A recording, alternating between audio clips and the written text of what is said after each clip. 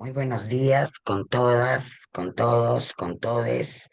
Un placer tenerles esta mañana, como todos los martes, en reunión de coyuntura, hoy 25 de febrero del 2025. Hemos querido pasar a ver qué está sucediendo en las regiones del país. Vamos a tratar de hacerlo una vez al mes, este año mínimamente.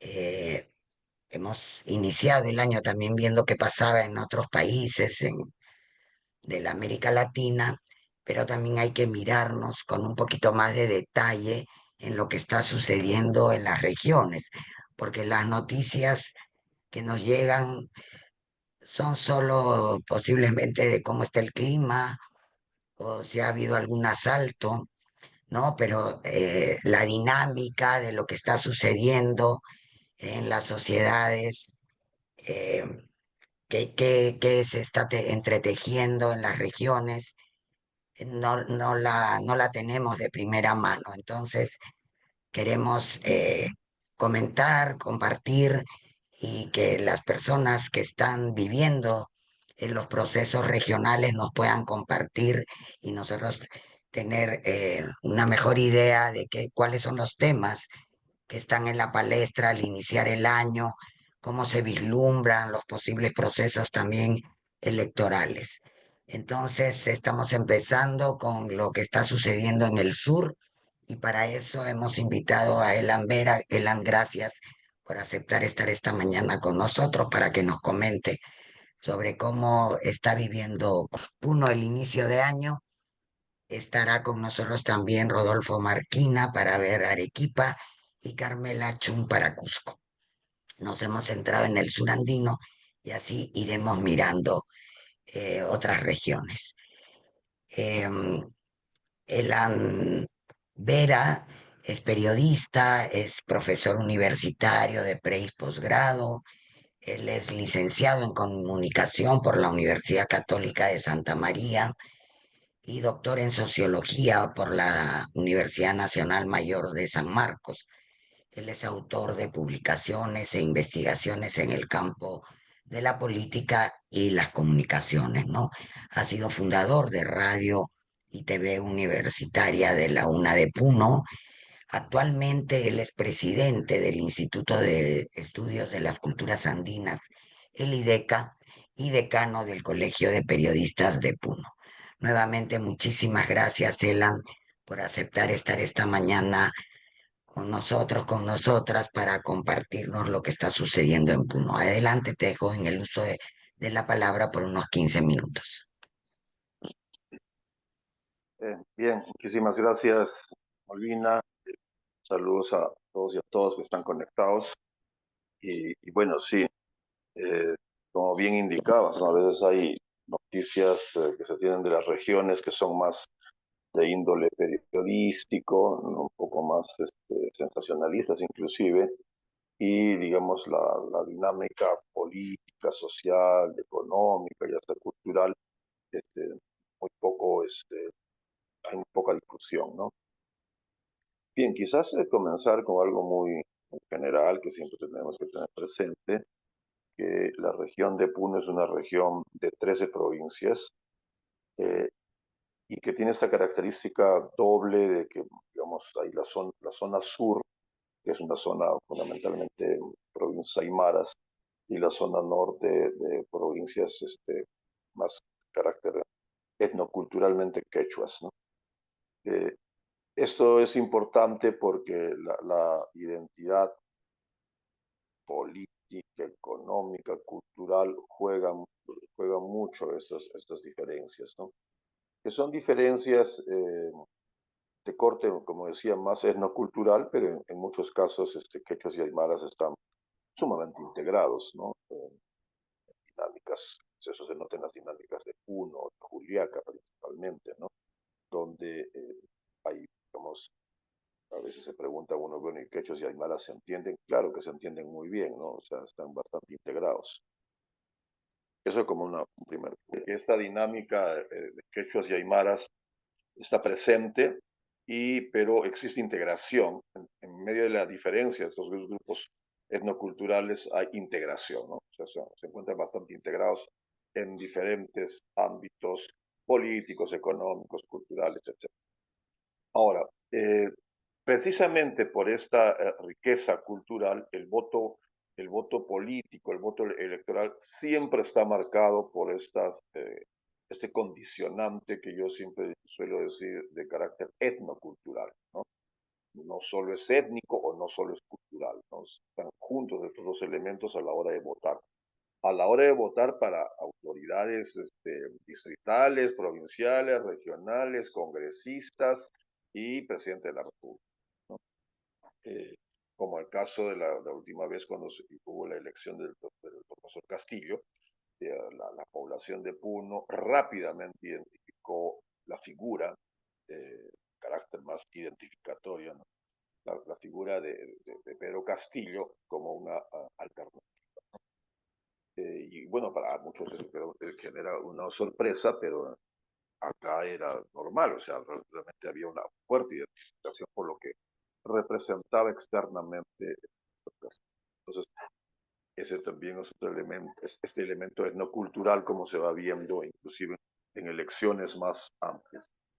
Ahora, en los últimos meses, lo que ha habido es una figura muy interesante que seguramente se debe replicar en muchas regiones. Muchos líderes políticos regionales, eh, entre líderes políticos, llamémosles caudillos también, si va la expresión, y hasta candidatos potenciales o candidatos a anteriores elecciones, ya han comenzado, digamos, a entrar en actividad, digamos, preelectoral y también encontrar los vínculos con organizaciones nacionales, ¿no? Algunas poco sorpresivos, pero era inevitable que en ese tira y afloja se iban generando las alianzas, ¿no? Ya sea con el partido de Rodríguez Chau, López Chau, perdón, de López Chau, o con mismo Vizcarra, o el partido de Ricardo Belmont, que últimamente tenía una buena pegada, ya que el rector de la universidad, que es un candidato potencial, se ha aliado o es parte, hay una alianza de este movimiento regional con Belmont. Entonces, ya comienza a funcionar una suerte de vínculo con organizaciones nacionales, ¿no?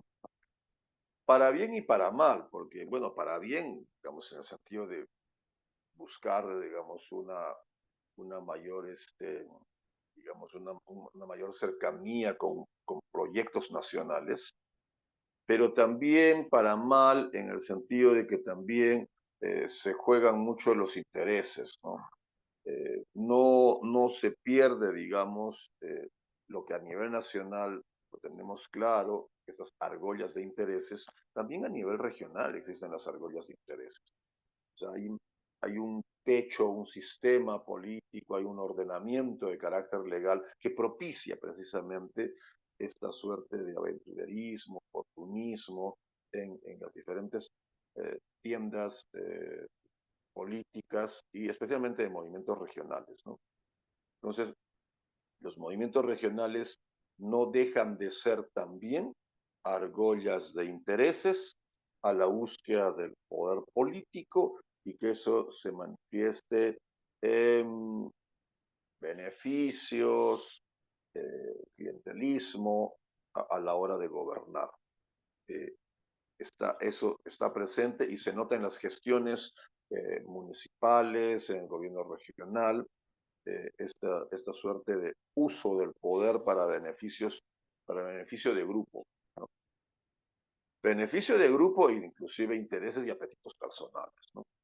Entonces, ahora, durante este primer mes, bueno, acá en Puno siempre decimos de que a partir de fines de diciembre, enero y bueno, hasta la fiesta de la Candelaria, siempre solemos decir que estamos en modo Candelaria, ¿no? El modo Candelaria es un modo de, digamos, tiene que ver más con lo festivo este momento del modo Candelaria, que es un modo festivo, de alegría, de llegada también de muchos puneños que residen fuera de Puno, vienen de Lima, de Quito, Puno, todo el extranjero. Entonces, la ciudad, especialmente la capital, digamos, tiene un brillo y un brillo especial, ¿no? Entonces, esto es importante porque permite, digamos, esta suerte de diálogo, vínculo, el puneño que viene o retorna para la fiesta y los puneños que estamos residiendo en la ciudad o en la región. Entonces ese vínculo es muy fuerte para conversar de política nacional, y que los paisanos que están fuera de Puno también conozcan un poco la movida política interna. Entonces el modo Candelaria no solo es de carácter festivo, artístico y cultural, también es político. Y en ese contexto, digamos, ha habido tres candidatos que Okay. han llegado, digamos, que han tenido, digamos, bueno, es bastante difícil que un candidato presidenciable llegue a Puno en época de Candelaria. O sea, hay que tener agallas, yo diría, ¿no? Para estar en la fiesta, estar en la pasacalle. O sea, no cualquier político no lo puede hacer. No solamente por el asunto de la altura, sino también por la conducta y la actitud que siempre la población tiene hacia la política. Entonces, hay tres candidatos que han tenido digamos, de los presidenciales, que han tenido, digamos, una pegada muy buena en el modo Candelaria. En primer lugar, pues Johnny Lescano, ¿no? Como puneño, él incluso es de danzarín, ¿no? Entonces, tiene, digamos, esa primera ventaja, ¿no? Por ser un puneño que a la vez practica el folclore. Pero también hay dos más que han venido, que es importante mencionar. Primero, López Chao, ¿no? López Chao goza de un gran respaldo, bueno, gran respaldo, porque inclusive en términos, hay algunas encuestadoras acá de carácter regional que los primeros puestos están en 7, 6%, así es que no podríamos decir de gran respaldo, digamos, pero sí un respaldo que aparece, ¿no? Entonces, López Chao tiene un sector de respaldo importante. Y también algunos líderes, candidatos y, digamos, caudillos regionales están cerca de él. Entonces, Johnny Lescano, por el hecho de ser puneño, pero López Chao y todo lo que significó el respaldo que tuvo la población, bueno, los manifestantes que fueron a Lima, ¿no? Y que todo eso lo conocemos muy bien. Y bueno, él ha sabido cosecharlo, ¿no? Y encima de una coincidencia feliz, es de que en la festividad de la Candelaria hay una agrupación de la Universidad de Ingeniería, ¿no? Entonces eso pues dobla, digamos, el respaldo, ¿no? Y el tercer candidato que ha venido, ha estado y se ha relacionado, digamos, en tercer lugar, es el expresidente Vizcarra, ¿no? Ahora, el expresidente Vizcarra tiene un muy buen candidato regional, ¿no? Es un candidato que, bueno, es un periodista, Hugo Supo, que tiene un respaldo, digamos, en cierto sector de la población, ¿no? Entonces, eh, ahí están, digamos, en caso de los presidenciables, un nivel, digamos, un primer nivel, ¿no? Pero como digo, hay encuestadoras regionales que al primer lugar le dan pues 7%, ¿no? Entonces, como que se está incluso repitiendo en varias, 7,5 máximo, pero y ahí la gran dispersión, la elevada dispersión es significativa, ¿no? De 7 hasta 7, 7, 5, 6, 4, 3, 2, 1. Entonces, como sabemos, tiene pues graves consecuencias, es un problema la dispersión del voto, ¿no? Bueno, se generan intereses, bueno, hay mucho, digamos, que siempre se ha analizado de las dificultades de la elevada dispersión, ¿no? Ahora, yo que quería tocar, digamos, hay un elemento que a mí me llamó la atención, que es un elemento más de género, ¿no? O sea, cuando salen ahí, digamos, las opciones para el gobierno regional, vamos, entre 15, ¿no? Porque digo con la gran dispersión, 15, 14 opciones para el gobierno regional y solo una mujer, ¿no? Es Jessica Paza, que es una profesional que ya estuvo vinculada a algunos partidos políticos, ¿no? Pero a mí, digamos, la primera impresión que me causó fue una cosa así que tiene que ver con género, ¿no? O sea, una, una especie de panel de varones y solo una mujer. Y ella, digamos, de la mitad para abajo, ¿no? Con baja opción. Entonces también ese es otro elemento que personalmente no me gusta ver en la política regional, este acentuado machismo, digamos, la cultura patriarcal se ve pues política notoriamente, ¿no? Ahora, quisiera un poco finalizar mencionando que siempre el voto en Puno, el poblador puneño, el ciudadano puneño, tiene muy claro cuando vota para la distrital y lo que eso representa, que el voto a la provincial y a su vez para gobernadores regionales, congresistas y elección presidencial, ¿no? A lo largo de los años creo que hay una suerte de, digamos, de madurez y a la vez cálculo en saber diferenciar los diferentes espacios. Eso no quita que siempre el voto de arrastre va a prevalecer, ¿no? O sea, o prevalece, sigue prevaleciendo, creo yo, pero ya hay, noto yo digamos, una madurez hacia saber establecer diferencias, ¿no? De los diferentes ámbitos.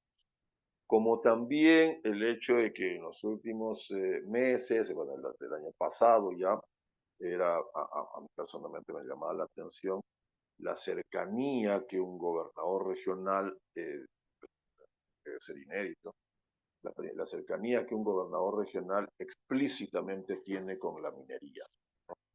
El gobernador regional Richard Anco ha tenido reuniones públicas, conocidas, divulgadas periodísticamente, con cobertura periodística, con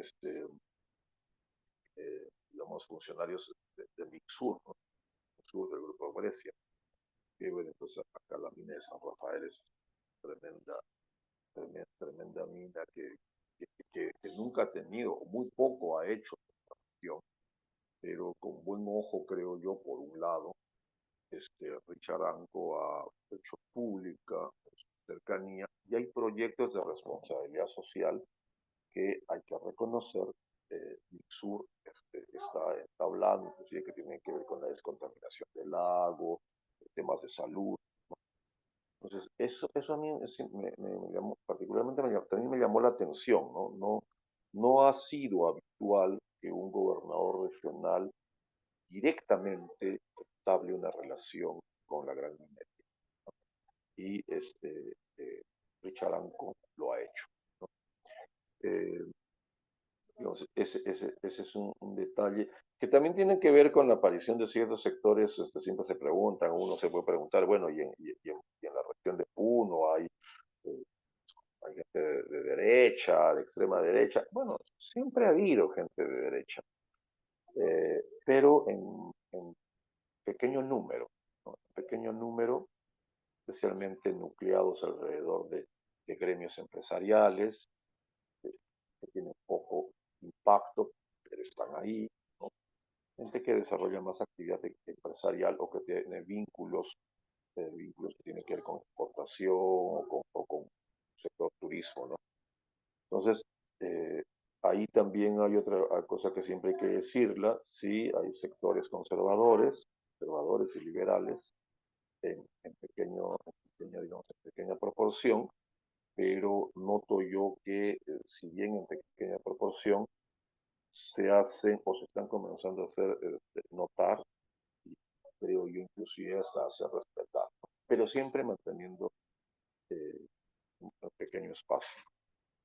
Entonces, quizás esa es una mirada que yo, digamos, bueno, se me pueden escapar cosas, pero que tienen que ver con la dinámica un poco actual, ¿no? Y digamos en cuanto a gestión de alcaldes, de gobernador regional, incluso los mismos congresistas, yo diría que, digamos,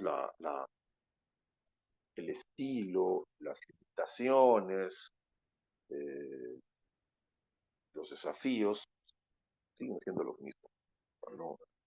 Cambian los rostros, pero los políticos siguen siendo políticos oportunistas, interesados, que forman argollas para llegar al poder y desde la administración municipal o regional gestionar a favor de estos grupos, digamos, clientelares.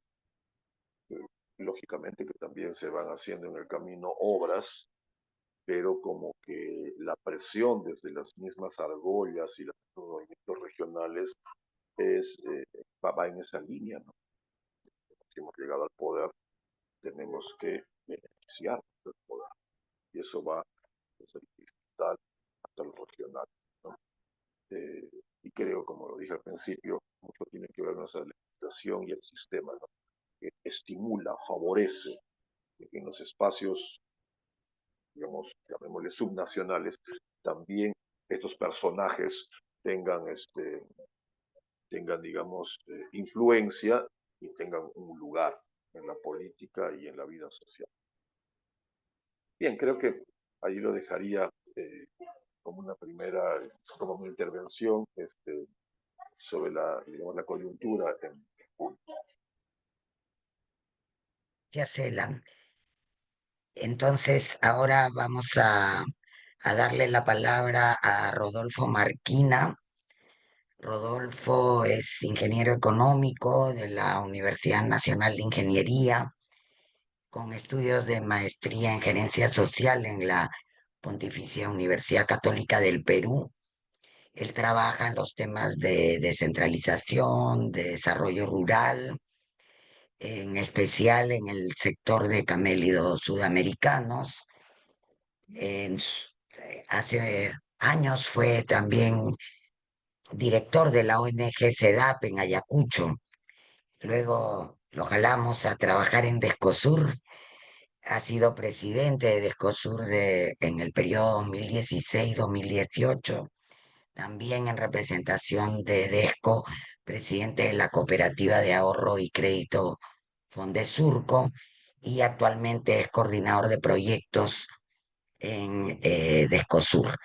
Gracias, Rodolfo, por aceptar compartirnos tu mirada de lo que está sucediendo en Arequipa. Adelante. Bueno, gracias Molina y gracias a todos. Un saludo, todos y todas.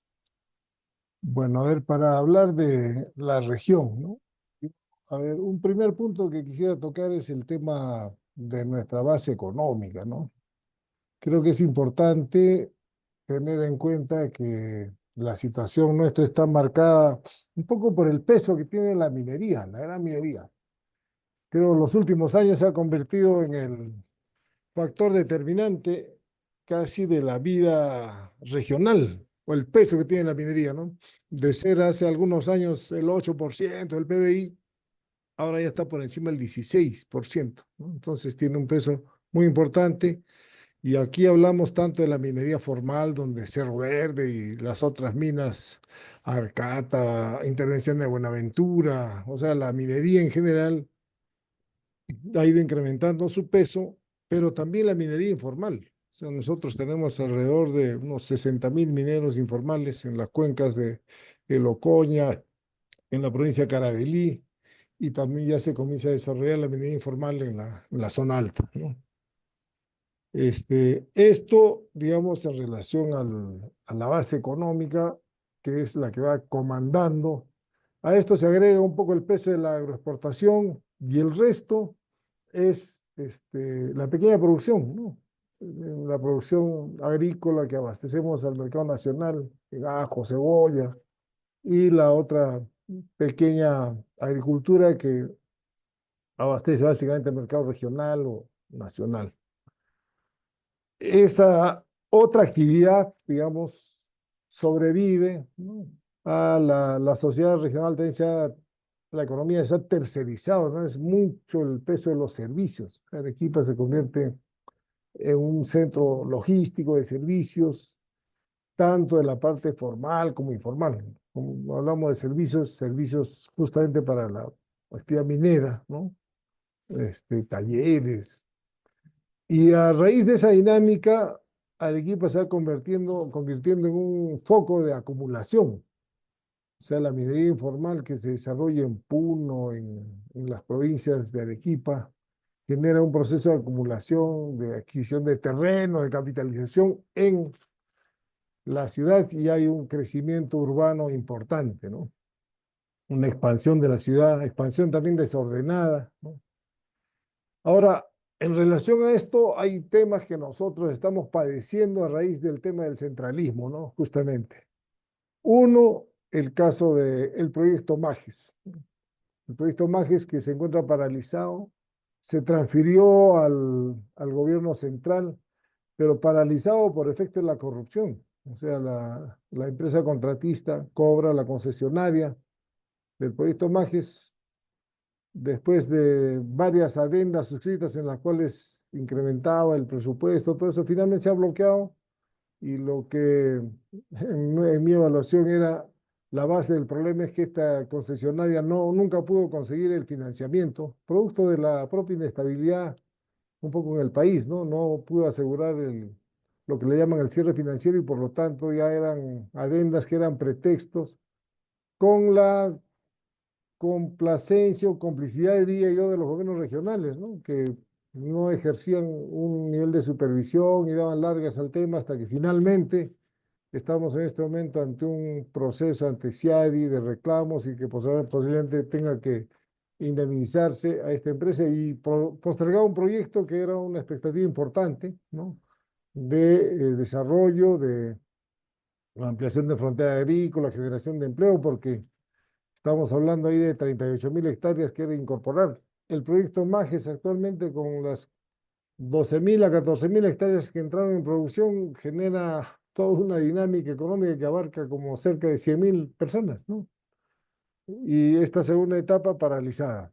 El otro tema, el gasoducto del sur, que ahí es un problema de la incapacidad de los gobiernos regionales para haber podido articular una demanda, una propuesta concreta para que este proyecto, el gasoducto, se hiciera realidad.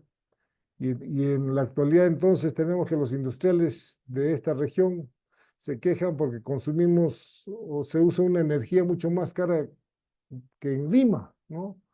Y eso ha significado también una relocalización pues, de algunas industrias emblemáticas. Acá Gloria hace años ya trasladó toda su potencial o toda su capacidad instalada de producción a Lima.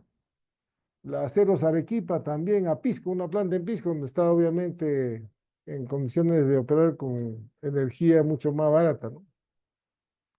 El tema del puerto Chancay también casi ya inviabiliza lo que era una expectativa acá del puerto Corío, que estuvo planteado siempre como un sueño, como una aspiración, dadas las especiales características que tiene ese territorio, como para poder haber desarrollado un puerto capaz de absorber a los navíos post-Panamá, es decir, las naves que actualmente circulan, ¿no?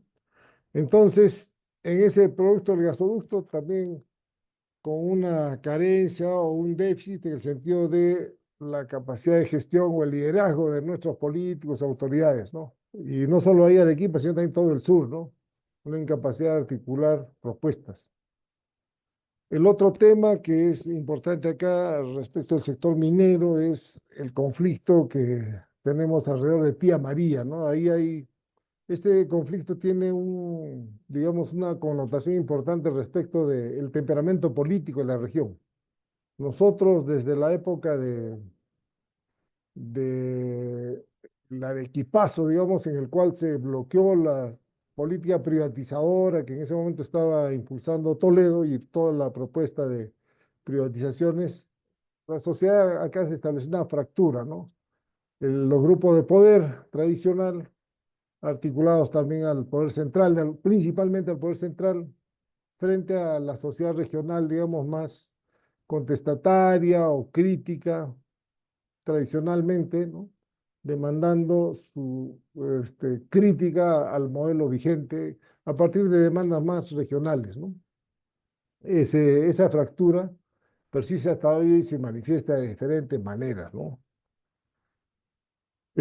Bueno, esa es la base sobre la cual estamos entrando al proceso actual ya de la crisis que tenemos, que me parece que estamos viviendo un proceso pues, de generación política o de generación democrática, ¿no? Por todo lo que estamos viviendo a nivel central de este, violación o desnaturalización de toda la normatividad en el país y no se vislumbra capacidad de respuesta o de alternativa. Ahora, en medio de esa polarización gruesa que hablaban antes acá en la sociedad regional, yo creo que esas dos grandes orientaciones, podríamos decir, el sector popular y el sector de los grupos de poder, acá tiene algunos actores que a veces no prestamos importancia.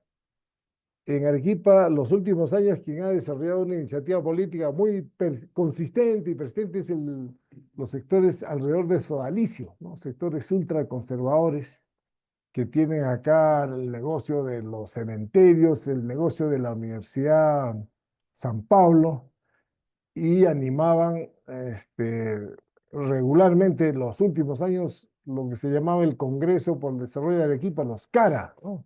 Que eran espacios de consolidación o formación de sus liderazgos en la región.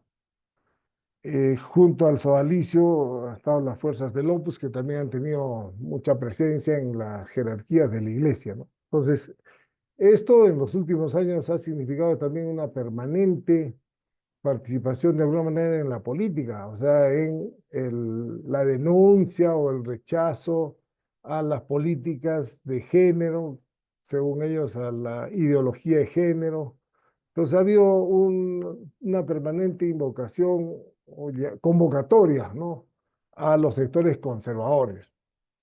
Y eso tiene sus expresiones también en lo que ahorita voy a comentar de algunas encuestas que se han venido señalando, ¿no? Entonces, este sector conservador tiene ya diferentes expresiones concretas en el escenario político reciente, ¿no?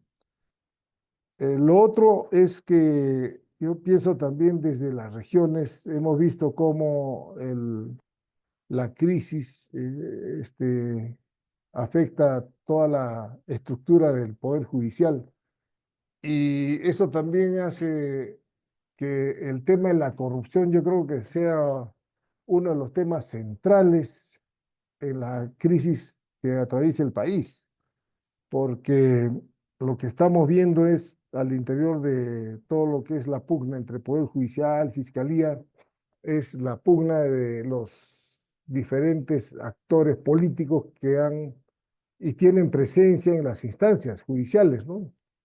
Creo que a veces no prestamos la suficiente atención a lo que antes hablábamos. Quien tenía casi una hegemonía política al interior del Poder Judicial era el APRA.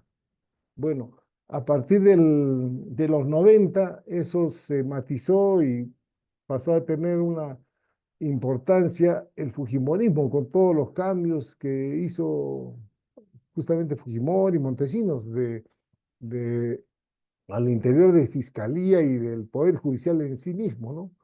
Con destituciones, nombramientos. Entonces eso se ha venido acumulando y es parte de lo que yo creo explica las pugnas que existen actualmente. Desde el punto de vista de estos sectores, algunos tratan de explicar los problemas que hay en toda la estructura judicial como el periodo que habría inaugurado Toledo con la captura de estas instancias judiciales por el, la caviarada o por la izquierda caviar, ¿no? Y que eso sería el otro actor importante al interior de las estructuras judiciales. Entonces creo que el tema de la corrupción va más allá del tema político, judicial ahorita y tiene efectos concretos en lo que yo mencionaba hace un rato con el caso del proyecto Majes y gasoducto, ¿no? Cómo la corrupción llega a afectar también procesos que afectan directamente a las dinámicas económicas, ¿no? Y para el caso del sur peruano resulta siendo eso un costo bastante alto, ¿no? Para el caso del sur peruano y Arequipa en particular, ¿no? En cuanto a sus expectativas de crecimiento y desarrollo. Ahora, en el otro tema es la mercantilización de la política que también hemos vivido en todos estos últimos años. Acá en la región, las últimas elecciones han sido todas capitalizadas más bien por grupos regionales, ¿no? Al nivel del gobierno regional hemos tenido la última presencia de un partido político, fue con el APRA, de hace varios años, ¿no? Luego ya Guillén con el Movimiento Tradición y Futuro, después Yamila y finalmente o antes del actual estuvo Cáceres Lica, que yo digo que fue nuestra versión de Castilla 1.0, ¿no? Porque un líder regional que levantaba o invocaba las banderas de los provincianos, de la población indígena de alguna manera, ¿no? De la postergación contra el centralismo regional, terminó desarrollando una política totalmente corrupta, ¿no? Entonces, en la hegemonía política han estado acá los movimientos regionales, tanto a nivel del municipio como a nivel del gobierno regional. Y igual, ¿no? Los movimientos distritales. La izquierda creo que ha tenido orgánicamente una nula presencia en estas instancias del- de los gobiernos regionales, ¿no? Quizá lo más cercano pudo ser una cierta alianza con Guillén, pero después de ahí en adelante eso desapareció para convertirse en el reino de lo que el compañero Elan llamaba esos grupos locales que también tienen intereses muy concretos y particulares, ¿no? En este contexto, el movimiento social también ha sido víctima, digamos, o ha sufrido las consecuencias de la crisis, ¿no? A nivel del movimiento social, ya los últimos años lo que se ha mantenido es una dispersión, la crisis de los gremios tradicionales como la Federación de Trabajadores o lo que antes tenía mucho peso era la Asociación de Organizaciones Populares, AUPA, que ya no existe más y lo que ha habido más bien es en la zona de expansión.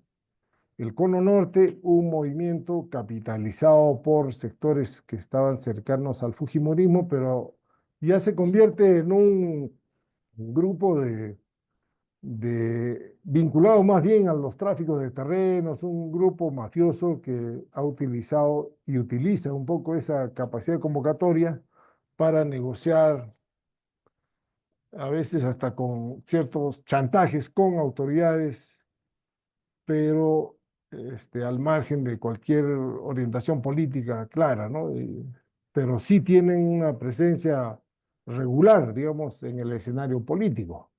Cuando estalló la crisis de Castillo, en algún momento en la polarización, hasta de este sector, así mismo mafioso, surgió la idea de la federalización o la independización, o sea, propuestas disparatadas, pero que permitían cierta presencia mediática, ¿no? Bueno, ahora, ¿cómo estamos llegando al actual escenario? Es una gran dispersión, ¿no? Una gran dispersión y las encuestas que se vienen haciendo de los movimientos dan cierto peso, digamos, a Hernando de Soto, en una encuesta que, bueno, de dudosa, pero habría que tomarla en cuenta, digamos, como indicios, ¿no? Acá aparecen con cierto peso Hernando de Soto. Después, en segundo lugar, aparece López Aliaga. Hernando de Soto está con un 5%, 5.5%, López Aliaga con 4.8%, López Chao con 4.5%. Ahora Nación lo que ha hecho acá ha sido un nivel de alianza con el gobierno regional. y el gobierno regional a cargo de Roel, lo que fue es, digamos, aprovechar una coyuntura de esta crisis de los partidos para, en base a la trayectoria al frente del rectorado de la Universidad de San Agustín, acumular políticamente y hacer una especie de recolección de gente de más variados matices, digamos, en términos políticos, y con eso estructurar un gobierno que hasta ahora lo que va mostrando es mucha inestabilidad o crisis, que no logra establecer un gobierno con un liderazgo, una mirada clara, ¿no? En el inicio quiso establecer un nivel inclusive estuvo de presidente de la Asamblea de Gobiernos Regionales, un nivel de confrontación con el Ejecutivo, pero a los pocos días esto se diluyó y más bien ha estado en una posición más bien conciliadora, ¿no? Respecto del gobierno central, en función de captar, supongo, recursos para el interés. Entonces, a nivel de las candidaturas, lo que las encuestas muestran es eso, ¿no? López Chávez, y después el resto, Acuña, el mismo Fujimorismo y todas las otras opciones están con intenciones que están por debajo del 3%, ¿no? O sea, eso muestra una gran dispersión, y lo que sí muestra más bien es un cierto alineamiento de los líderes regionales o líderes que están ahorita al frente de municipios distritales o municipios provinciales, buscando posicionarse en las diferentes opciones, ¿no? El hecho de la probable desaparición, lo que se insinuó, ¿no? La intención inicial que había de desaparecer los movimientos regionales motivó que varios de los líderes que están en estos espacios se inscribieran en los diferentes partidos. Pero después, como esto se ha revertido, hay algunos partidos que todavía, movimientos regionales, ¿no? Que han vuelto a reagruparse de alguna manera en perspectiva del proceso electoral del 26. Pero me parece que el gran vacío es esa ausencia de liderazgos, ¿no? Que impiden a la fecha establecer alguna hegemonía clara, ¿no? A nivel de la izquierda, las conversaciones que se venían haciendo, que se vienen haciendo entre ahora Nación, Nuevo Perú, el Partido de los Trabajadores y Primero la Gente, no trasciende mucho acá en la región, ¿no? Parece que este trabajo o estas conversaciones tienen por ahora un mayor impacto nacional. Entonces, la perspectiva para adelante acá es muy incierta, pero sí podemos anticipar, digamos, que va a haber esta polarización, ¿no? De los grandes bloques, el bloque conservador, y sobre eso sí llama la atención del peso de López Aliaga con su campaña agresiva, en pinta, sobre todo con el lema de Porky, ¿no? Y por el lado de la izquierda, más bien ahí son las grandes dudas, porque lo que fue Perú Libre acá prácticamente terminó implosionando, ¿no? El congresista Quito está con la bancada socialista, el Alex Paredes en el bloque magisterial, y Agüero creo que es la única que queda en Perú Libre. Entonces, por el lado de los sectores de la izquierda, diríamos, no aparece en este momento un liderazgo claro, salvo que podríamos mencionar con mayor iniciativa a la alianza que está promoviendo López Chao, ¿no? Que ha tenido cierta articulación con el gobierno regional actual de Roel Sánchez. Pero hay en medio de pugnas, no sabemos cómo va a quedar, ¿no? Esto es lo que podía comentar de un panorama relativamente sombrío, ¿no? Y una conclusión es que en la región se ha debilitado el liderazgo. Aparece como un gran vacío, ¿no? Hay esfuerzos que se han estado animando a nivel de diálogo a propósito de la crisis política. Con algunas ONGs hemos estado promoviendo, pero es un esfuerzo débil. Hay intenciones de alguna manera de sociedad civil, de este, algún posicionamiento frente a la actual crisis, pero la profundidad de la crisis creo que es mucho mayor y requeriría de liderazgo más fuertes, ¿no? Entonces, estamos en esa situación, una gran incertidumbre afectado por el centralismo y la corrupción. Nada más, por ahora. Gracias. Gracias, Rodolfo. Carmela, bienvenida a la sesión. Entonces, ahora sí te vamos a dejar en el uso de la palabra por unos 15 minutos para que nos cuentes cómo está el panorama en Cusco al inicio del año. Carmela Chung es socióloga, es miembro de la Red Nacional de Promoción de la Mujer del Cusco. Ella tiene muchos años ya de experiencia de trabajo en proyectos de desarrollo y género. Es docente también universitaria de pre y posgrado. Fue candidata regional a congresista en las elecciones del 2021 por Juntos por el Perú, pero actualmente ya está desafiliada de Juntos. Pero supongo que insistirás con la política en algún momento. Necesitamos gente como los que están ahora acá también en esos espacios. Gracias, Carmela, y te escuchamos sobre lo que está Gracias, pasando en Cusco. gracias por la invitación y poder compartir algunas ideas acá. Justo estoy en una reunión de regidoras del Cusco, de una escuela de capacitación que se viene realizando, y justo hablábamos sobre la coyuntura y las preocupaciones que tienen ellas, y les decía, bueno, este es el último año que tienen para hacer cosas, porque el próximo año es año electoral, ¿no?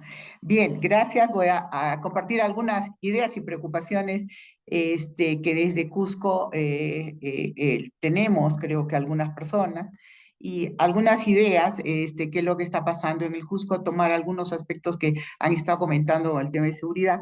Eh, Creo yo en el Cusco, como en los últimos años han habido acuerdos de gobernabilidad entre las autoridades regionales sobre algunos indicadores sociales, económicos, ¿no? De los cuales, como parte de la mesa de concertación, tiene un seguimiento, podríamos decir que en algunos aspectos han logrado avanzar en un 50%, porque este gobierno regional de Werner Salcedo, que entra con Somos Perú, por lo menos tiene un compromiso de avanzar en estos acuerdos de gobernabilidad. Hasta ahora lo está cumpliendo.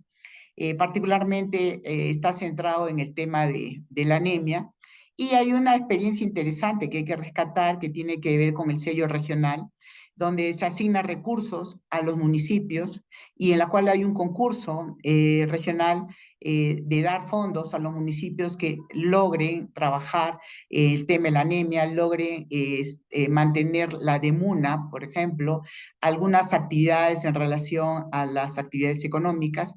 Y eso es una acción que ya se inicia un poco con el gobierno anterior de Jean Paul Benavente, y este año lo han cambiado de nombre, como siempre cambia de nombre, pero son experiencias exitosas que creo son avances, por lo menos para comprometer a los gobiernos locales en la región en algunos temas de preocupación social, ¿no? No está incorporado el tema de la violencia contra la mujer, siendo el Cusco una de las regiones con mayor índices de violencia contra la mujer y los jóvenes, el tema de feminicidio, el tema de violencia sexual y de embarazo en adolescentes, ¿no? Entonces, en ese sentido, estamos insistiendo en los grupos de mujeres para que incorpore como un indicador de preocupación, ya que hay fondos aproximadamente de 1.400.000 que ayudan a por lo menos los municipios que ganan estos fondos a hacer acciones. Y lo que creo que en estas cosas es importante el seguimiento, porque no vaya a ser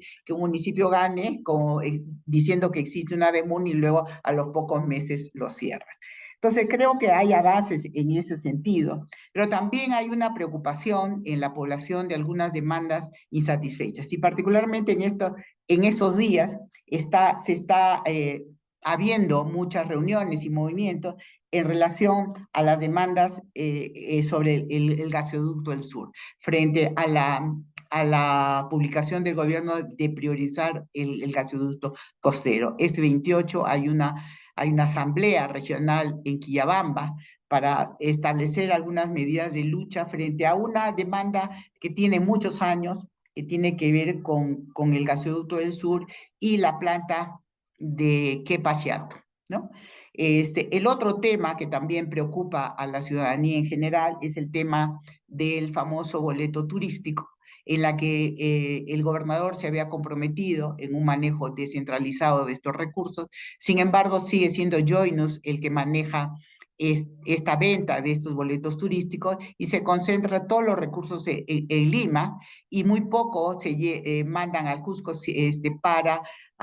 para mejorar servicios. Realmente, el año pasado, por ejemplo, ha muerto un turista en Ollantaytambo de 37 años, se descompensó y no había un bendito balón de oxígeno, ni en el centro, en el monumento histórico, ni en el centro de salud, y la demora en atenderlo. Entonces, frente a este tema del boleto turístico, hay una demanda que moviliza no solamente a los sectores de población, también el sector empresario. Y en esa medida yo quiero recoger el tema de la inseguridad.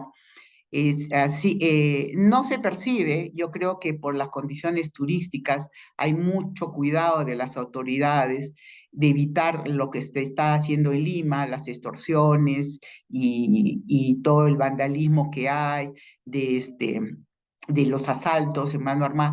Aquí en Cusco todavía hay una relativa tranquilidad, eso no quiere decir que no haya asaltos, pero no con las características que se dan en Lima o en otras regiones, porque creo que particularmente están protegiendo el tema turístico, porque si no, eso también ahuyentaría. Ya han habido experiencias en la cual es cuando ha descendido el tema del turismo, ha afectado a la economía regional particularmente. Otro tema que preocupa y que parece que las autoridades, tanto locales como regionales, no están tomando alguna medida es el crecimiento de la minería informal, de esta minería ilegal, y particularmente en provincias donde normalmente no era tradicional ver esto, porque siempre se pensaba en el corredor interoceánico, el camino a la selva, Madre de Dios, está creciendo, y hay estudios recientes que ha hecho Arariboa, y si no me equivoco, con Propuesta Ciudadana, sobre el nuevo corredor de la minería ilegal que tiene que ver con las provincias altas. Toda la zona de Chumbivilcas ha crecido en el tema de esto, de la minería ilegal, informal, y junto con esto también, como en Puno, el tema de la trata de personas, y particularmente en el tema de niñas, ¿no? De las llamadas ojotitas, que se caracterizan aquí en la zona, no solamente en la ruta interoceánica, vía Ocongate, toda la provincia de Quispicanchis, hasta Madre de Dios, sino también las niñas en la ruta de las provincias altas. No hay medidas que se perciban aquí en la región de contrarrestar este crecimiento de esta minería ilegal, que ya sabemos afecta no solamente a las personas y toda la lacra que viene de eso, sino también el medio ambiente. Frente a eso, no se ven medidas que contrarresten este crecimiento de la minería ilegal en estas zonas altoandinas, ¿no? El tema de la inversión, en inversión en infraestructura, todavía hay unas características que se invierte más en eso, se va a invertir en colegios, o la famosa vía de expresa ya se ha terminado, que demorará algunos años, ¿no? Y también hay un comportamiento, por ejemplo, la Asamblea Regional de Jóvenes del Cusco, la AREJO, ya declaró una persona no grata al gobernador regional por el tema particularmente, por el tema del boleto turístico y algunas acciones públicas en favor del gobierno, el actual gobierno de la señora Boluarte. Pero hoy en día todo el foco se va central y el movimiento en el Cusco en relación a la conclusión del gasoducto surperuano y la planta de Quepachiato, que parece que el gobierno central no está muy interesado en continuar con esta conclusión. Por otro lado, podríamos ir en el tema de la participación ciudadana de parte de las autoridades, tanto locales y regionales. No hay elementos que puedan promover esta participación. Existe el CCR, sin embargo, este se reúne según ley una vez o dos veces al año. El tema del presupuesto participativo, en algunos casos en los locales se llegan a cumplir algunas acciones, pero a nivel regional con el tema de multianual muy poco es lo que se puede avanzar, pero tampoco hay espacios de rendición de cuentas, aparte de lo que la norma dice 2 veces al año. Y no hay una rendición de cuentas cada cierto tiempo, no hay un diálogo permanente con las autoridades locales y regionales. Ahí hay un comportamiento tradicional en el sentido de la autoridad como autoridad y el desdén que hay, el tema de participación ciudadana, que no les gusta que se les haga seguimiento o se les fiscalice. Otro tema que está pendiente es el tema del hospital Antonio Loreta, que es una obra que realmente eso que costó, que se licitó por 170 millones en el 2014, ahora vale más de 1.000 y pico de millones exactamente, y no hay cuándo concluye, a pesar que en el gobierno de Vizcarra se hizo un convenio con el gobierno francés para que logre concluir. Dicen que se va a concluir este año. Han tenido que demoler la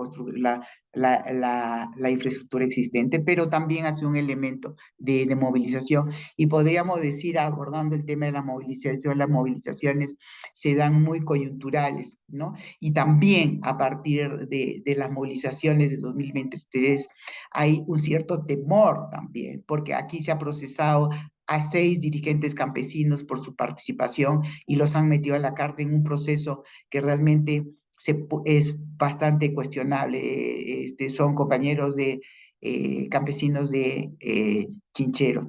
Entonces, existe un tema de temor a la participación, a pesar que, bueno, todas las movilizaciones que han habido en estos años, en el diciembre del 2022 y enero del 2023, el sur se ha movilizado hacia Lima. La gente que se ha movilizado hacia Lima ha venido muy descontenta del comportamiento de los movimientos en Lima. Hay un estudio que ha recogido testimonios, Lucho Nieto, un estudio que ya se presentó el año pasado, y este año presentó también un estudio, ah, ¿cómo se llama este compañero historiador que trabaja en el IEP?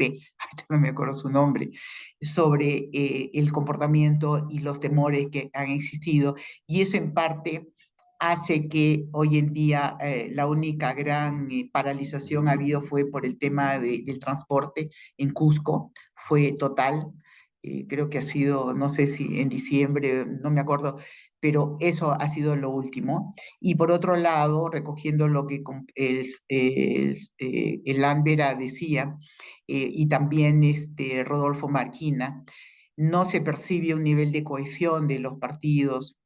Bueno, ahorita todavía no están saliendo a la palestra, pero ya con el calendario electoral saldrán, pero no hay, podríamos decir, si bien es cierto, la Asamblea del Cusco es un referente, congrega muchas de las organizaciones del Cusco, también se reúne de manera coyuntural y no de manera permanente, donde no se percibe una articulación. Y bueno, yo quisiera terminar, yo no sé cuántos minutos ya me he pasado, Molvina, avísame. Este, a nivel de los gobiernos locales, es las mismas características que se dan en todo el país. Los gobiernos locales tienen los mayores índices de corrupción, están centrados en el clientelismo, en ineficiencia del gasto público. se viene arrastrando, hay mucha rotación de personal, que eso hace que gente nueva y no avancen en los niveles del gasto. Si bien es cierto, Cusco, el gobierno regional está en el cuarto lugar de haber hecho mayor gasto en inversión de su presupuesto, pero no es así en los gobiernos locales. Y hay políticas clientelajes que todavía no han cambiado. Y en el tema de las mujeres, en el tema de las autoridades, si bien es cierto, la paridad y alternancia te da un número de participación de mujeres, pero eso no refleja, y eso estamos constatando nosotros en el Cusco, en medidas que vayan a contribuir a reducir algunas preocupaciones de esta problemática, como el tema de la violencia. Cuando se les pregunta, bueno, alguna ordenanza en favor a ellas, ¿no? Y es que porque las mujeres que son elegidas en regidoras, casi ninguna tiene relación con organizaciones de mujeres, no saben cuántas dirigentes tienen, y no hay medidas hasta la fecha de que hayan hecho algo a favor de ellas, ¿no? Entonces están muy preocupadas por cuestiones muy particulares. Ya tenemos a una alcaldesa, la de, si no me equivoco, de Anta, de un distrito de Anta que ya estaba, creo que ha sido vacada, y así regidoras que han sido vacadas por nepotismo. Entonces se aprovecha del espacio, ese espacio de poder para el beneficio más particulares que en el bien común. Entonces no es garantía, estoy claro, cuestiono que hayan pasado lo hayan archivado y gracias a un congresista cusqueño, este, de, ya no me acuerdo el nombre, el que fue primer ministro de Castillo, ¿no? Que han anulado esto y lo hayan archivado. Porque, bueno, eso ha garantizado que en el Cusco de 156 regidoras con el tema de la cuota, ha pasado a 256 mujeres en el Cusco. Pero eso no es garantía de que este conjunto de mujeres hayan hecho acciones en favor de las mujeres de sus territorios, ¿no? Entonces eso también es un tema a reflexionar. En fin, esas son algunas ideas y más bien las preguntas que pudieran hacer, encantado de responder. No sé si ya cumplí con el tiempo establecido. Gracias. Gracias, Carmela. Sí, estabas en el tiempo porque todos se pasaron un poquito. No, no hay ningún problema porque conocer un poco la situación de cómo se está viviendo en las regiones es importante, creo, para todas nosotras, nosotros. Entonces, ahora dejamos también el micro abierto por si alguien quiere hacer alguna pregunta, algún comentario. ¿Quién se anima? Pilar, Yo adelante. me animo, pero no encontraba la cuestión. Ayer vi una encuesta de Datum que me preocupó un poco. En esa encuesta era sobre la cuestión internacional y preguntaban qué presidente latinoamericano es más simpático y de lejos se la llevaba Nayib Bukele de El Salvador con 40%, luego le seguía Milei de Argentina con 14%. La encuesta es Estudio de Opinión Pública Internacional de Datum de febrero del 2025. ¿Por qué la menciono? Porque me gustaría que los dos que han hablado, ¿no es cierto?, a los cuales dicho sea paso agradezco a Elan y también a Rodolfo la interesante exposición, comentaran el tema de si alguno de los candidatos que ellos han puesto como que están siendo mirados con cierta simpatía en la región, han planteado algo sobre este tema de inseguridad ciudadana, que parece ser justamente el que explica esta gran simpatía que esta encuesta recoge para Bukele. Gracias. Pilar, no sé si hay alguna otra pregunta, comentario, que se animen. Quizás quería hacer una María Caleb. pregunta Sí, sí. que me ha parecido muy interesante ambas exposiciones. Am, ¿Hay algún tipo de referencia política, digo, en el ámbito también de los procesos electorales y eh, Y un poquito también en el ámbito también de del pues, movimiento social, en cuanto a un movimiento indígena que tenga su propia agenda, que esté construyendo una agenda antiminería, como se está planteando, pero también en el ámbito más político, más de electoral. Este sería mi planteamiento, mi duda. Gracias, Jorge. Mónica, Gracias, Molina. Gracias, Elan. Gracias, Rodolfo, Carmen, por sus exposiciones muy esclarecedoras. Em, yo quería consultarles a ustedes, siendo el sur andino un ámbito pues, muy representativo, tema de su resistencia, por ser tan combativos y hacerle frente siempre a los distintos escenarios que se han suscitado en este país últimamente, y son ellos los que siempre salen con mucha fuerza, ¿no? En la protesta, en la movilización. Eh, Quería preguntarles qué puntos creen son aquellos sensibles que podrían, digamos, de cara a estas elecciones, aglutinar eh, eh, a estas poblaciones, a orientarse, a movilizarse y salir en protesta, ¿no? Lo otro es, ¿cómo ven ustedes el tema de las economías ilegales? Aunque ya lo han mencionado de alguna forma, Ellen y Rodolfo, el tema de las economías ilegales, si se ve plasmado, si ustedes ven vínculos en la forma de hacer política, en los políticos que operan en este momento en la zona, ¿no?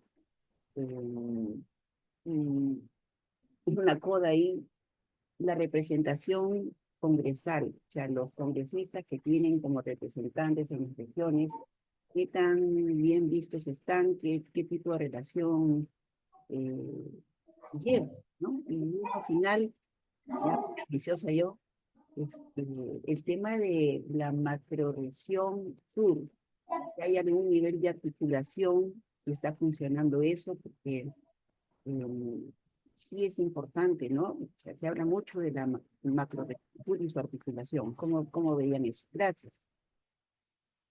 podemos ir comentando, si no, Rodolfo, Elan. Acá en Arequipa el tema de seguridad no tiene la dimensión que tiene Lima o el norte. Hay sí, ya referencias o hechos, ¿no? En los medios de extorsiones, algunos hechos de violencia, ¿no? Feminicidio, la presencia de la migración venezolana, ¿no? Pero me parece que no tiene todavía esa gravedad o la magnitud que tiene en Lima y en el norte. Ahora, claro, en el general, en los medios a veces que hay señal abierta donde la gente opina, todo eso, sí aparece esas demandas de mayor rigor, no tanto la pena de muerte, pero sí mayor rigor a los casos de la delincuencia y ante la inseguridad, ¿no? Ahora, en el otro tema que se refiere a la cuestión antiminera, acá no está asociada tanto al tema étnico, racial, ¿eh? O sea, está más bien asociado al tema de esa confrontación más bien entre lo popular con los grupos de poder. En el caso de la elección de Cáceres Llica de hace dos elecciones, ahí fue claro, por ejemplo, la opción por Llica desde el rechazo a, al poder un poco antisistema. Él sí reivindicaba el tema más indígena de alguna manera, ¿no? Se reivindicaba como la nación Collagua. Fue un caso puntual de la provincia de Caylloma, pero la movilización social que se ha producido a raíz de lo de Castillo era toda la población urbano marginal, ¿no? Donde hay la carencia de los servicios, el sector popular que vive ahorita la carencia de empleo, ¿no? el tema de los ingresos, y esa es la base de la protesta, ¿no? Y ahí se junta todo el sector informal, minería, todo. Por ejemplo, en la protesta última del sector minero, los bloqueos de la Panamericana en la zona de Ocoña, en la zona de Caravelí han sido claros, ¿no? Entonces, ese sí es un tema que pesa bastante. El conflicto con Tía María, por ejemplo, es un tema que también ahí de alguna manera resume ese, esa división que hay acá a nivel de la sociedad, ¿no? ¿Por qué Tía María? Porque Tía María aparece como la imposición del modelo, ¿no? Y todo lo que vivimos acá y la resistencia de la gente, ¿no? Ahora, la debilidad de las alternativas desde la izquierda también hace que el movimiento ahorita de protesta o de rechazo a Tía María vaya sufriendo un nivel de desgaste al cual está apostando, ¿no? Tía María con la contratación de gente, comprar medios, o sea que todos los medios son los que se están usando en ese proyecto y se convierte prácticamente ese tema en un tema de la disyuntiva nacional, ¿no? O sea, yo creo que los sectores conservadores, la derecha, están muy claros en cómo se manejan las disputas en todos los territorios, ¿no? Utilizando todo lo que está a las manos, ¿no? Y ahí lo que es preocupante es cómo los grupos de poder, que tan bien investigó don Paco Durán, conviven, coexisten con la economía mafiosa, ¿no? Y de los grupos de Luna, Acuña y el Fujimorismo, esa alianza que, digamos, está muy bien tolerada o auspiciada desde los grupos de poder del país, ¿no?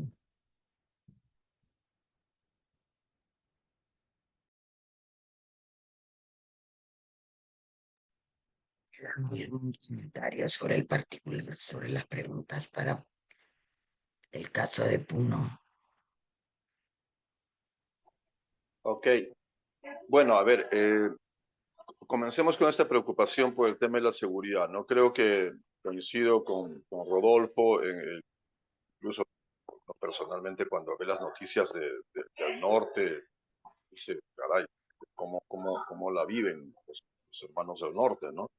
Y en el sur no pasa eso, ¿no? Al menos en el sur andino, en la parte de Puno, lógicamente hay, digamos, en cuanto a problemas de seguridad, hay dos, ¿no? O sea, la ciudad de Juliaca es una ciudad eh, con mucha actividad comercial, económica, se mueve mucho dinero en Juliaca, pero digamos no llega a los extremos que se dan en el norte o en Lima, ¿no? Sí en las noticias, ¿no? Que se detienen algunas bandas, pero eso es muy episódico. Lo que sí es preocupante en términos de seguridad y sí es, digamos, noticia constante, es la violencia, la trata de personas que hay en la mina en la zona de la Rinconada, ¿no? En Ananea, ¿no? O sea, ahí sí así como digamos, uno se sorprende con las noticias del norte, lo que sucede en este punto de la Rinconada siempre es digamos, parecería que es una zona, digamos, hay una suerte de extraterritorialidad, ¿no? O sea, la violencia, trata de personas, ajuste de cuentas, sí se presenta ahí. Ahora, que los candidatos han hecho mención particularmente al tema de la Rinconada, no lo han hecho. Y sería interesante que lo planteen, porque esa es una preocupación muy propia de la región de Puno, ¿no? Toda esta zona, es una zona gris, ¿no? Del país, ¿no? Que es puntualmente la Rinconada. Ahora, con respecto a los grupos antimineros, grupos indígenas, bueno, en realidad, con el correr de los años, toda esta tendencia ha ido tomando fuerza, cuerpo, se nota en muchos que he mencionado esa figura, candidatos, líderes y caudillos, ¿no? Tanto en candidatos que están ahí en el partidor como líderes regionales y algunos ya caudillos, está muy presente el tema etnocultural, ¿no? De reivindicación, de afirmación digamos, de la identidad y de los problemas de los pueblos originarios, de los derechos colectivos, está presente, ¿no?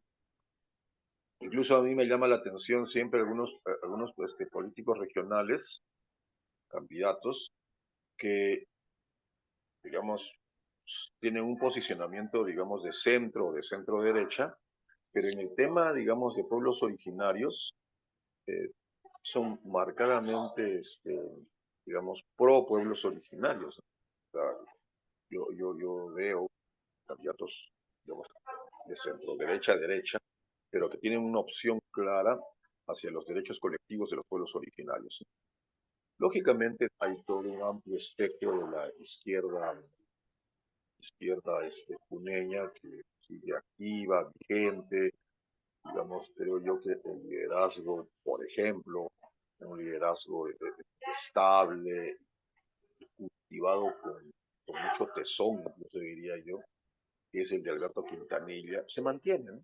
Se mantiene él como figura política, y además el hecho de ser pues un reputado notario de la ciudad de Juliaca, siempre está pues digamos, a la expectativa y a la palestra de la vida pública, ¿no? Entonces, entonces el caso de Quintanilla ha sabido cultivar con mucho tesón una postura, una posición y una ética, pues, yo diría, de trabajo, ¿no? Que no se ve en otros personajes de la izquierda local, ¿no? Que es un amplio espectro. Ahora, estos grupos, digamos, lo que quiero dejar claro es que esta orientación de pueblos originarios, ¿no? De posturas pro-indígenas, está en un amplio sector. Y yo lo noto que está en varias agrupaciones políticas, en varios movimientos regionales, ¿no?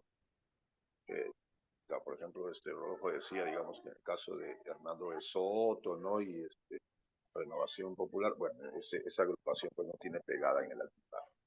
O sea, López Aliaga, ¿no?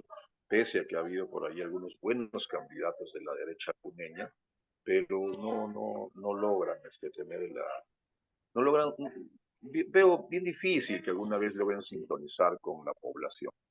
Lo que sí noto es de que pueden sintonizar estas posturas de pueblos originarios o pro-indígenas, pero de candidatos un tanto de centro, ¿no? De centro y hasta de centro-derecha, ¿no? Entonces, eso sí pega, eso sí podría estar pegando, ¿no?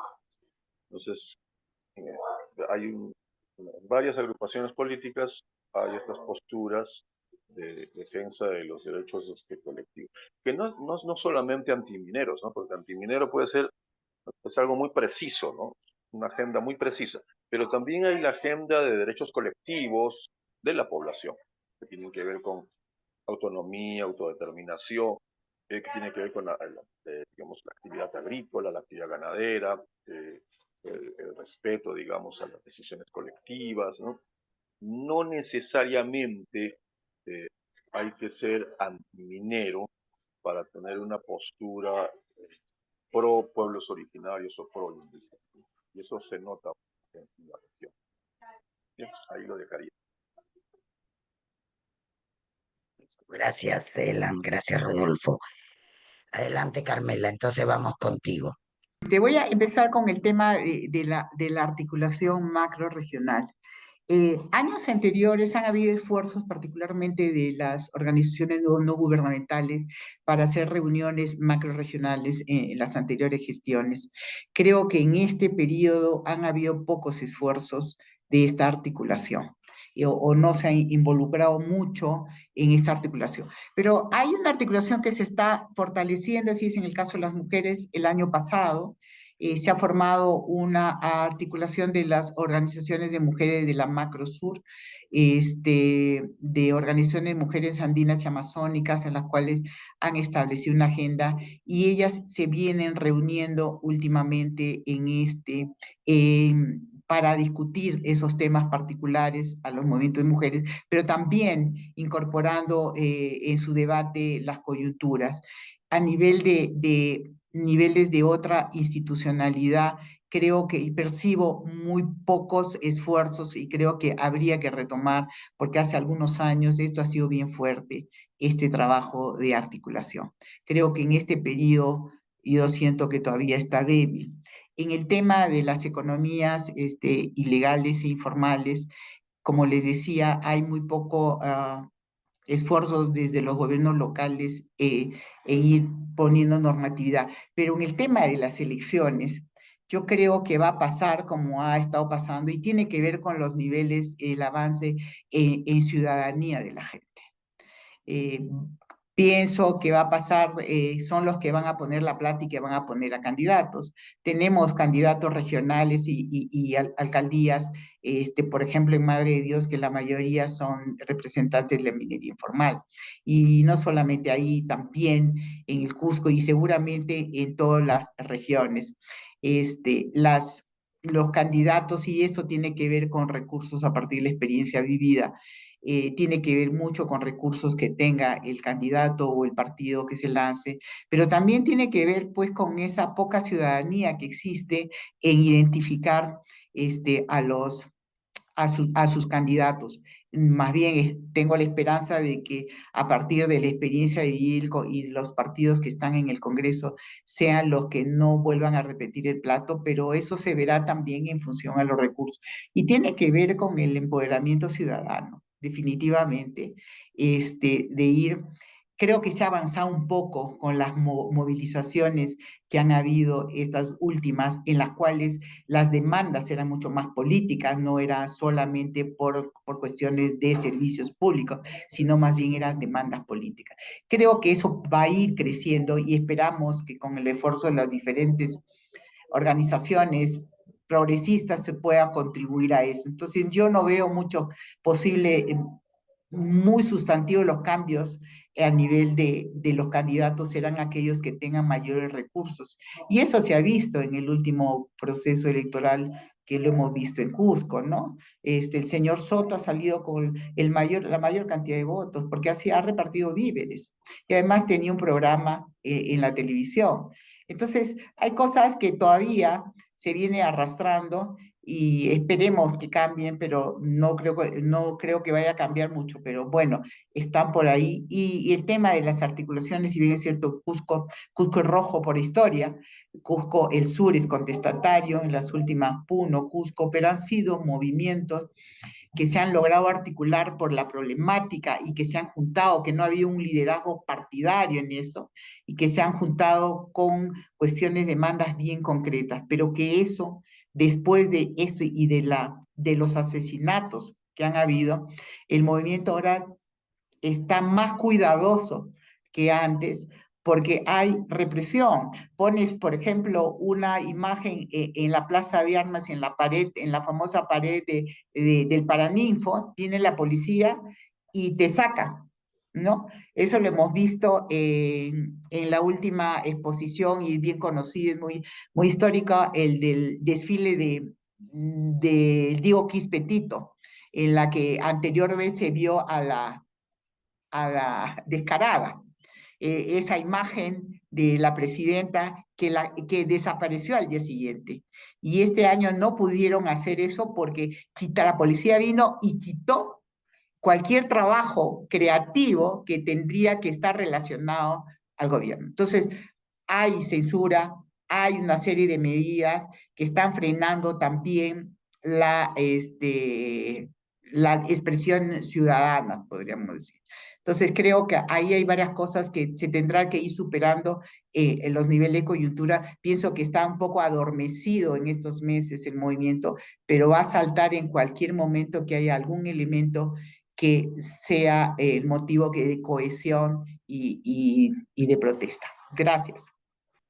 Elano, Rodolfo. Ya, yo podría comentar un poco sobre el tema de la macrorregión, como que los esfuerzos que hemos hecho desde sociedad civil con propuesta ciudadana y varios esfuerzos de articulación no terminan de cuajar o consolidar, ¿no? O estimular una movilización más amplia. Porque yo pienso que las fuerzas políticas realmente están pasmadas, o sea, los partidos están hechos polvo. Entonces, ahorita yo diría que no hay partidos regionales, o sea, los partidos tienen la dinámica de comenzar a pronunciarse cuando son las elecciones. El resto del tiempo no aparecen ni opinan para nada, ¿no? No opinan, simplemente no hay pronunciamientos de los partidos. O sea, solo prácticamente la política se reduce a lo que pasa en el Congreso y lo que pasa en Lima, ¿no? En el gabinete, gobierno. Y la vida de los partidos es, es casi inexistente, pues, en las provincias, ¿no? Ahora, a nivel del movimiento social, yo pienso que lo que se va acumulando es un nivel de frustración y desazón que no encuentra el liderazgo y la convocatoria suficiente. Entonces está latente, pero sí en las movilizaciones que se han producido estos últimos años a raíz de la caída de Castillo, fue también una división al interior del movimiento, ¿no? Entre sectores radicales, con sectores pro-castillistas, con el resto del movimiento, en un nivel de fractura que también resultaba anulando prácticamente la posibilidad de una movilización unitaria o más amplia, ¿no? Entonces yo creo que ese es también parte de la debilidad de los liderazgos regionales, ¿no? Y las políticas, ¿no? Hay temas no resueltos a nivel de el movimiento popular, llamaríamos, ¿no? Las diferentes vertientes o corrientes no logran transmitir un nivel de propuesta o apuesta que convoque y que pueda ser el factor aglutinante. Ha habido intentos a nivel del CENUL o varios esfuerzos, pero esta división justamente se traducía en convocatorias paralelas que al final han ido debilitando la resistencia o el movimiento, aparte de la criminalización de la política. En términos de la movilización social, entonces, a pesar que hay problemas que sí podrían unificar en términos de banderas más o menos generales, ¿no? Contra el centralismo o proyectos que podrían ser considerados estratégicos, no aparecen, sino lo que está mandando también me parece que es la actuación de la política de sobrevivencia de la gente, ¿no? Porque no hay empleo. Entonces, ahí se juntan dos cosas, ¿no? La propuesta de la macrorregión sur se debilita ante la debilidad de las apuestas políticas o la crisis de los partidos. El empresariado incluso no es capaz de poder articular una respuesta porque eso implicaría un nivel de confrontación con el poder central y no lo van a hacer. O sea, hay pronunciamientos del sector empresarial que está golpeado o que está afectado por estas cosas, pero tampoco tiende a pronunciarse, ¿no? Ahora, el tema de las economías ilegales. Yo pienso que ahí la gran ausencia es la del Estado, ¿no? Yo pienso que si la minería informal se tiene los niveles que tiene ahora y es una alternativa real de sobrevivencia de la gente, es porque el modelo que tenemos se ha agotado y no hay alternativa. O sea, ¿dónde se estima cuántos? Algunos dicen 500.000, 600.000 mineros informales en el país. El aparato productivo nuestro va a poder absorber esa mano de obra. Igual sucede con el transporte informal. O sea, tenemos una economía precaria que es incapaz de absorber a, a la mano de obra. Ahora, yo pienso que prosperan las mafias o la economía criminal en estos espacios por la ausencia del Estado. El Estado realmente debía entrar a regular el tema del oro, por ejemplo, las plantas de de refinación, debían pasar a controlarse y el Estado intervenir. A la ausencia de eso hay todo un blanqueo del oro que proviene de la minería informal y se coexiste con eso y el Estado pues está ausente, ¿no? Se critica de que no, no tributa o que hay el contrabando de oro por Bolivia, etcétera, pero el Estado no interviene, como mencionaba, me parece, Elan, el tema de cierta extraterritorialidad que hay en esos espacios, porque el Estado ha abandonado eso.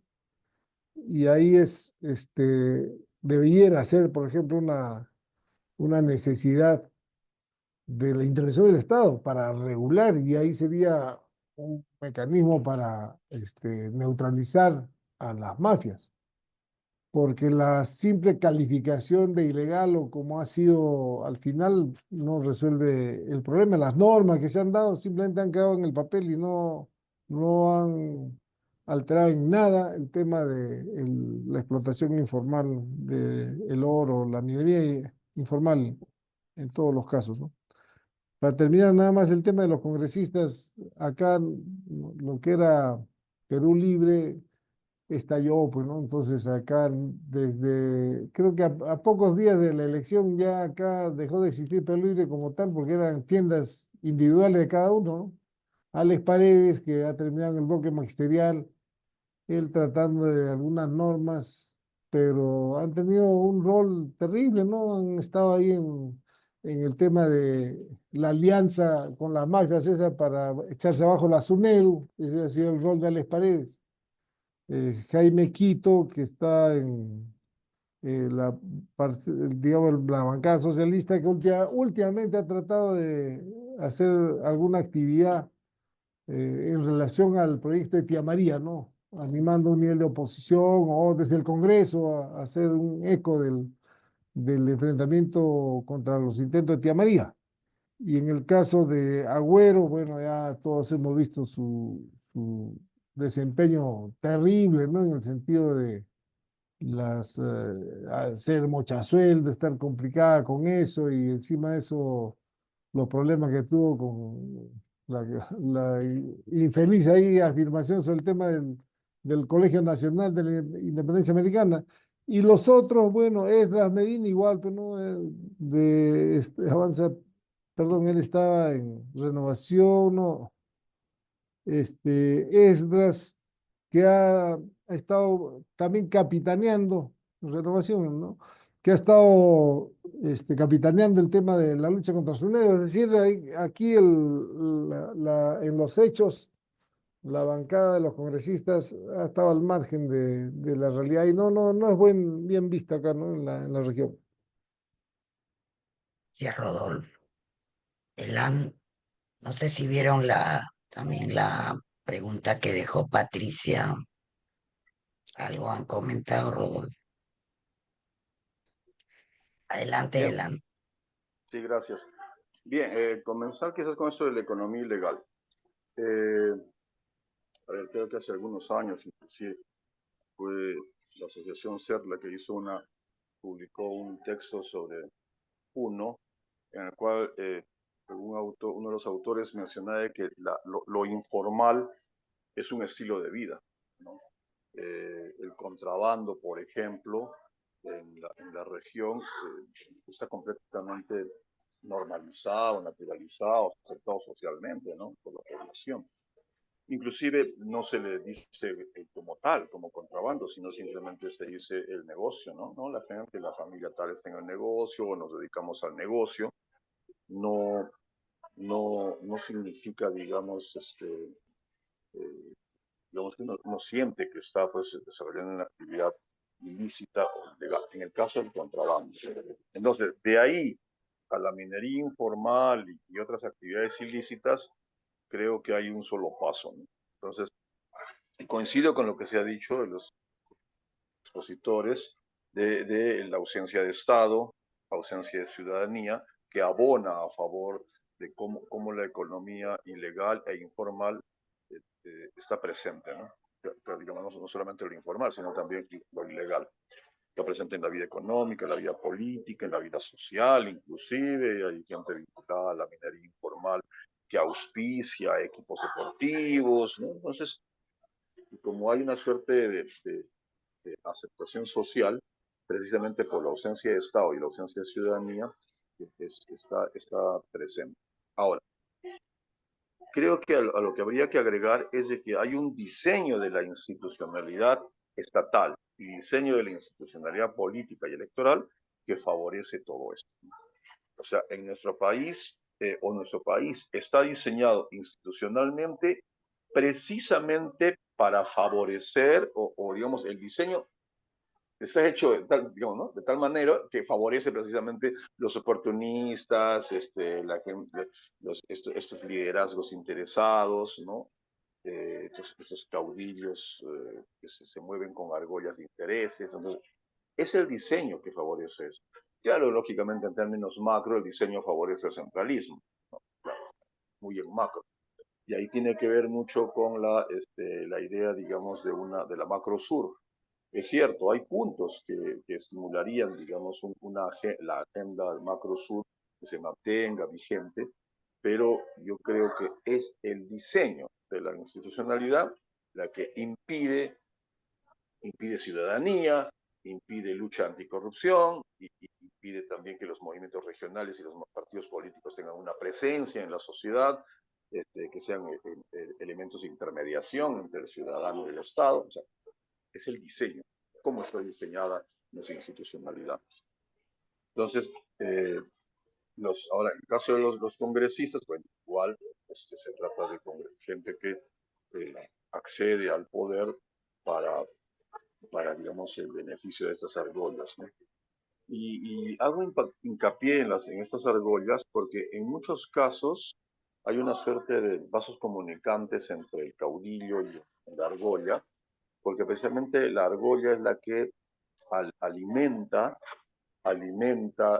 las posturas clientelares de corrupción, ¿no? O sea, desde abajo hay una presión, y eso tiene que ver con lo que se hablaba de digamos, las debilidades de la ciudadanía. Desde abajo hay una presión para que las organizaciones políticas, una vez en el poder, aprovechen su momento, ¿no? Y eso lo tienen también los congresistas claro, ¿no? Tienen que aprovechar su momento, ¿no? Inclusive por ahí alguna vez escuché un congresista de la región de Puno, un poco indignado de que cómo los congresistas limeños pueden hacer pues lobby con grandes empresas, y a ellos no les queda pues pedazo de la torta, ¿no? Y lo que tienen que hacer es lobbies con digamos, autoridades regionales, autoridades distritales, provinciales, ¿no? Quejándose de que los limeños sí hacen bien su trabajo de lobby, ¿no? Y ellos no tienen, digamos, la oportunidad para sacar provecho de la misma manera. Entonces, con esto concluyo, mucho tiene que ver el diseño de nuestra institucionalidad, ¿no? O sea, por eso los partidos políticos y los movimientos regionales inclusive son como hongos que aparecen solamente en temporada electoral. Todo el más tiempo están ocultos, ¿no? Porque obviamente la política en el Perú está diseñada de tal manera de que una organización política puede estar en el completo anonimato, nadie le exige nada, ¿no? Nadie le exige a la organización política estar atenta, de que tenga que tener una agenda o locales partidarios abiertos, no. El diseño está hecho para que uno pueda aparecer en el momento apropiado, oportuno, y bueno, sacar provecho, ¿no? Entonces, yo pondría el acento en la debilidad de nuestro diseño institucional que permite todos los males a los cuales estamos desgraciadamente acostumbrados. Ahí lo dejaría. Gracias, Carmela, ¿querías hacer algún comentario adicional para ya ir cerrando la sesión? Sí, 2 minutos. Para responder a Patricia Pinto sobre las preguntas sobre los gobernadores. Creo que en el caso de Cusco particularmente, y no sé si en el caso de Arequipa, En el caso de Cusco, su comportamiento inicial fue muy contestatario del caso del gobernador del Cusco y hoy en día parece que se ha allanado a los intereses del gobierno. Entonces, cuando dice hay alguna incidencia en relación a la posición, no sé, inclusive también el de Arequipa fue muy claro inicialmente, pero hemos visto que los gobernadores, en la medida que buscan presupuestos, se les ve aparentemente muy condescendientes con el gobierno, por lo menos ya no se le escucha en posiciones más, el caso ahorita que se va a debatir sobre el gasoducto. Y lo otro, si las posibilidades en el sur, miren, todavía no se están lanzando candidatos y yo creo particularmente que frente a estos 41 partidos que hay inscritos, yo creo que la gran tarea es formar alianzas con sectores progresistas de izquierda, porque si no es un fracaso, es llegar al fracaso. Y creo que hacia eso se tendría que trabajar y esos candidatos todavía para el sur no se perciben, por lo menos en el Cusco, ¿no? Bien, muchas gracias. Gracias también, Carmela.